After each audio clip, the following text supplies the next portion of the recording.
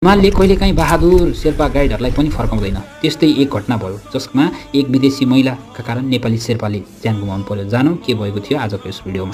2021 साल अप्रिल महिनाको थियो। अन्नपूर्णको डरलाग्दो चिसो। एक फ्रान्सेली महिला आरोही आफ्नो जीवनको सबैभन्दा ठूलो सपना बोकेर नेपाल आइन्। उनको लक्ष्य अन्नपूर्णको चिचुरो छुम्ने थियो। तर उनी एक्लै थिएनन्, सँगै थिए एक नेपाली शेर्पा गाइड जसले आफूभन्दा पहिला सधैँ अरूलाई शिखर चढाउने सपना देखे। बिहान हिउँ परिरहेको थियो, पाइलाहरू बिस्तारै अगाडि बढ्दै थिए। हावा तीव्र थियो तर मनमा जोस थियो। त्यो उचाइमा हिमालले कहिल्यै चेतावनी दिएन। अचानक कुहिरो गहिरो भयो, बाटो हरायो र सम्पर्क टुट्यो। उनीहरू हराए, महिला पनि गाइड पनि। भनिन्छ महिलालाई बचाउने क्रममा गाइडले आफ्नो ज्यान गुमायो। किनभने चाहेको भए नेपाली शेर्पा गाइड त्यो बेला निक्लेर हिँड्न सक्थे, तर उनले बाचा गरेको थिए, जोसँग जान्छु उनलाई ल्याउँछु या त आफै मर्छु। त्यसरी नै एक नेपाली बहादुर शेर्पा त्यही हिमालमा हराए। न उनीहरूको लास भेटियो न उनीहरूको सास। घटना प्रमाण हो, हिमाल चढ्न आँट चाहिन्छ तर हिमाल चढाउन ठुलो हृदय चाहिन्छ, जुन नेपाली शेर्पाहरूसँग मात्रै छ। हस्, धन्यवाद।